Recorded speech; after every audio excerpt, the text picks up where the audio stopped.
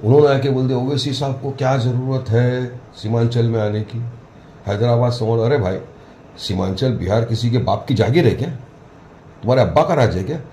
पूरा देश का हिस्सा है सीमांचल बिहार। ओवैसी साहब पूरे देश के कोने कोने में जाएंगे।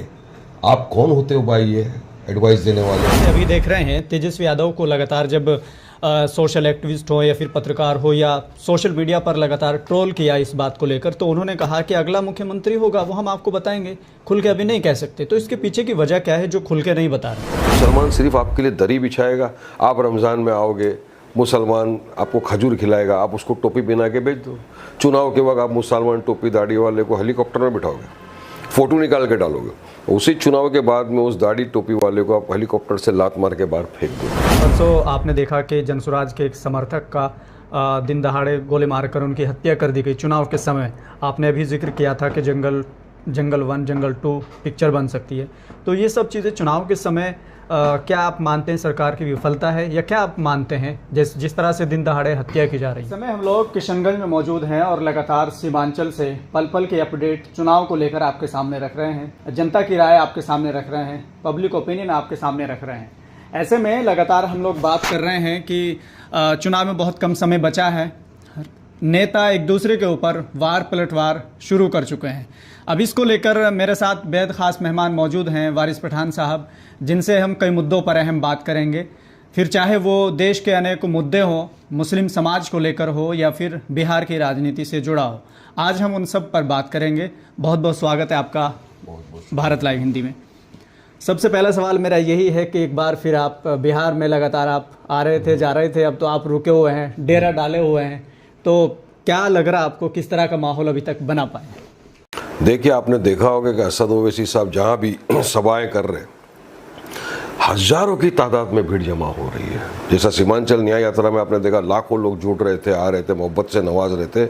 इसी तरह आज भी उन्होंने 2 जो सभाएं की तो सरों का समंदर, मतलब एक सैलाब उमड़ आया था सभाओं के अंदर।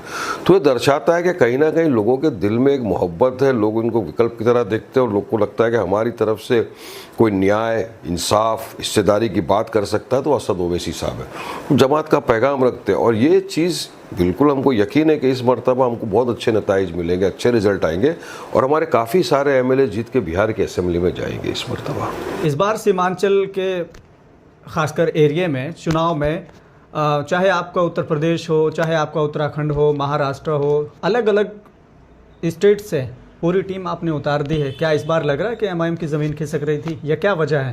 तो देखिए, एमआईएम की जो हमारी टीमें हैं ऑल ओवर इंडिया के अंदर है, जिस सब तरफ से, जो यूपी है, महाराष्ट्र है, गुजरात है, तमाम मुख्तलिफ जगहों से पूरे लोग आए हैं और यहाँ पे मेहनत कर रहे हैं। ग्रास रूट लेवल के ऊपर भी हमारा काम है, सब एक दूसरे के साथ कंधे से कंधा मिलाकर काम कर रहे हैं, लोगों में मिल रहे हैं। जो जमात की बात है, जमात का पैगाम है, लोगों तक पहुँचाने की पूरी हम लोग कोशिश कर रहे हैं, डोर टू डोर जा रहे हैं।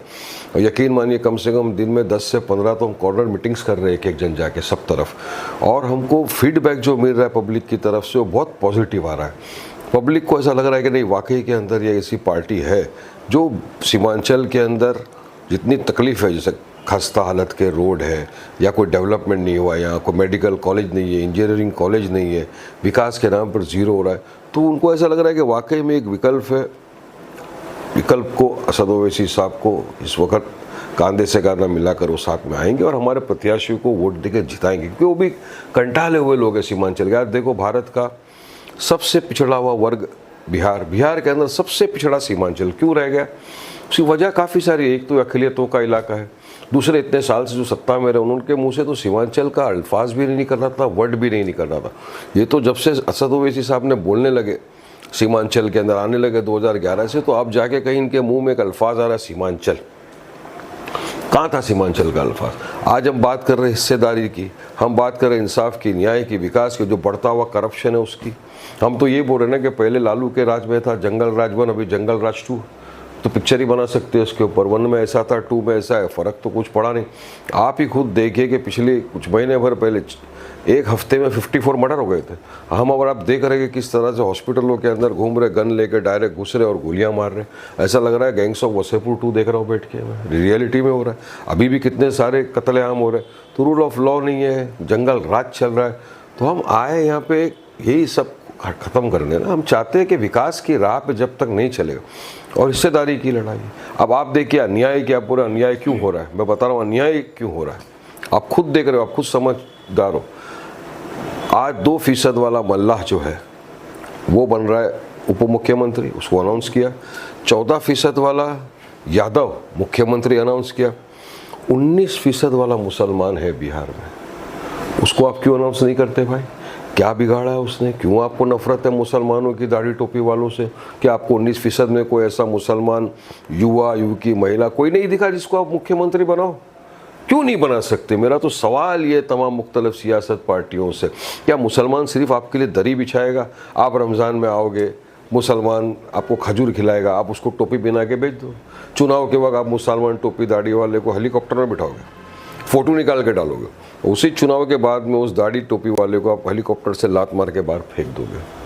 यही आप करते आ रहे हैं ना, तो इसी को अन्याय को तो ख़त्म करना। आप कह रहे हैं कि ऐलान नहीं किया है, तो जैसे अभी देख रहे हैं तेजस्वी यादव को लगातार जब सोशल एक्टिविस्ट हो या फिर पत्रकार हो या सोशल मीडिया पर लगातार ट्रोल किया इस बात को लेकर, तो उन्होंने कहा कि अगला मुख्यमंत्री होगा वो हम आपको बताएंगे, खुल के अभी नहीं कह सकते। तो इसके पीछे की वजह क्या है जो खुल के नहीं बता रहे हैं? देखिए, हमने जब आवाज़ उठाई, हमने जब कहा कि 2% वाला हो सकता है मल्ला, 14% वाला यादव बन सकता है, तो 19% वाला अब्दुल या मोहम्मद क्यों नहीं बन सकता भाई? तब जाके उनको लगा, जब उनकी सब पब्लिक ने थू करने लग गए, तब उन्होंने कहा कि बयान दे दें। अनाउंस क्यों नहीं किया प्रेस कॉन्फ्रेंस में आपने? जब आपने राहुल गांधी के गले पे गन रख के बोल दिया कि अनाउंस करो, सैनी उठ के जा रहे थे प्रेस कॉन्फ्रेंस से, जबरन उनको तो अनाउंस करना पड़ा, तो वहीं पर आप मुसलमान का भी अनाउंस कर देते, आपकी नीयत साफ होती। तो आपकी नीयत में खोट है, इसी वजह से तो आप हमारे साथ अलायंस में नहीं आए। आप अलायंस में आके हिस्सेदारी नहीं देना चाहते, हिस्सेदारी की बात नहीं करना चाहते। हमने क्या कहा था, 6 सीट खाली दीजिए। हमारे पार्टी अध्यक्ष बिहार के थे अख्तर ईमान साहब, आदिल अहमद साहब, सब गए तेजस्वी के घर के बाहर, ढोल बाजा लेके गए, उनको बताया कि तेजस्वी लालू अपने कानों को खोल, वरना खुल जाएगा तेरा MY समीकरण का झूठा पोल। तब भी उनके कानों में जू नहीं रहेगी। 6 सीट, 5 तो हमारे MLA थे, एक पहले बाई इलेक्शन में MLA जीते हुए थे 6, वो भी आप नहीं देना चाहते। क्या करेंगे? आप हिस्सेदारी में मानते ही नहीं है। हम लड़ रहे, तो बहुत से लोगों के पेटों में दर्द हो गया। आप देखिए, जब से सीमांचल यात्रा शुरू किया सदोवी साहब, हम लोगों ने लाखों लोग जुड़े आ रहे, अभी भी जो सभा है के अंदर रश आ रहा है, पब्लिक का रुझान मजलिस की तरफ बढ़ता जा रहा है।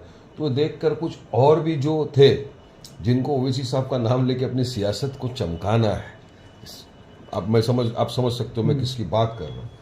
उन्होंने आके बोल दिया ओवैसी साहब को क्या ज़रूरत है सीमांचल में आने की, हैदराबाद समझ। अरे भाई, सीमांचल बिहार किसी के बाप की जागीर है क्या? तुम्हारे अब्बा का राज है क्या? पूरा देश का हिस्सा है सीमांचल बिहार। ओवैसी साहब पूरे देश के कोने कोने में जाएंगे। आप कौन होते हो भाई ये एडवाइस देने वाले? देश में सबसे आसान काम क्या बच गया है? मुफ्त की एडवाइस दो, फोकट में। अरे आप तो मोदी को एडवाइस दे रहे थे, आप तो ममता दीदी को एडवाइस दे रहे थे, और आप लड़ने आ गए चुनाव, मगर आप तो खुद नहीं लड़ रहे हो, आप तो डर के भाग गए चुनावी मैदान से, आप डर के भाग गए और ये हमको बोल रहे हो। अरे हम पूरे देश के कोने कोने में जाएंगे, किसी की बाप में अगर ताकत है तो रोक के दिखा दे, हमको जाएंगे। अब तो देश नहीं, सरकार ने तो ओवैसी साहब को इंटरनेशनल वर्ल्ड में भेजा है, और किस तरह जाके दुश्मन मुल्क की धुलाई करके ओवैसी साहब, तमाम लोगों ने देखा। तो देश क्यों, जब दुनिया में जा रहे हैं तो आप सब पब्लिक जवाब दे रही है ना, इनको क्या नाम लेके ओवैसी साहब का नाम लेके अपनी सियासत चमकाना, इसलिए आलतू फालतू की बकवास करते रहते हैं। GD आपका पूरा नाम है गठबंधन का, उधर NDA और इंडिया है, उन सब का CM फेस लगभग तय है। JDA का फेस, CM फेस कौन है अभी तक क्लियर नहीं हुआ है। देखिए, हमको तो CM नहीं बनना है, असद साहब ने बोला हम तो लीडर पैदा करना है। बिल्कुल हमारा ग्रैंड डेमोक्रेटिक अलायंस बना हुआ है, मौर्य साहब की पार्टी के साथ है, उसमें चंद्रशेखर आज़ाद जी जो ASP, उनके साथ भी गठबंधन बना हुआ है। टिकटें वगैरह भी सब प्यार मोहब्बत से सब हो गया, कैंपेनिंग भी हो रहा है। अब भी तो फैसला करेंगे, जब चुनाव का रिजल्ट आने तो उसके बाद इंशाल्लाह पार्टी जो फैसला करेगी आपको बताएंगे। GDA का ऐलान हुआ आपके अलायंस का, लेकिन उसी बीच कई लोग कयास लगा रहे थे कि बहुत जल्द चंद्रशेखर आज़ाद, स्वामी प्रसाद मौर्य एक मंच पे दिखेंगे, ओवैसी साहब भी साथ में होंगे।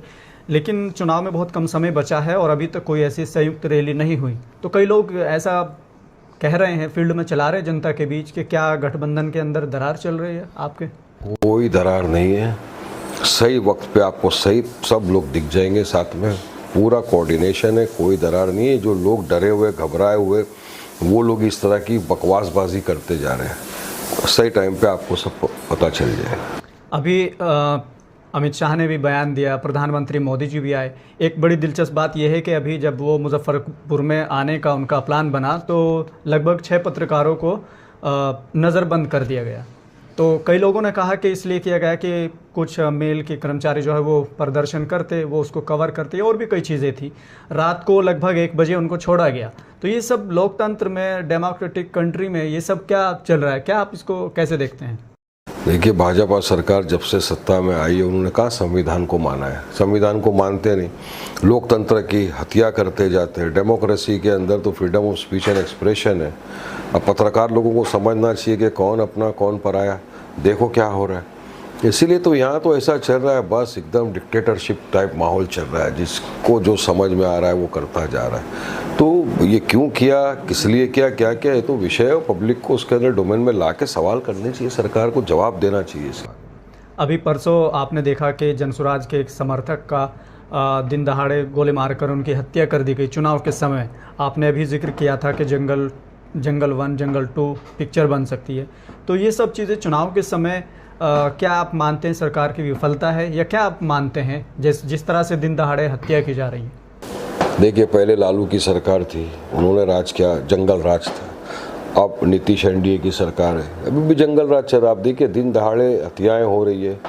अब कानून कायदा है कहाँ, रूल ऑफ लॉ फॉलो कौन कर रहा है? करप्शन बढ़ता जा रहा है। एक दूसरे पर सब ये बोले जा रहे हैं कि तुमने इतने हज़ार का किया, मैं तो इतने का किया। अरे भाई, करप्शन तो किया ना, कंपटीशन करप्शन में भी चल रहा है यहाँ पर।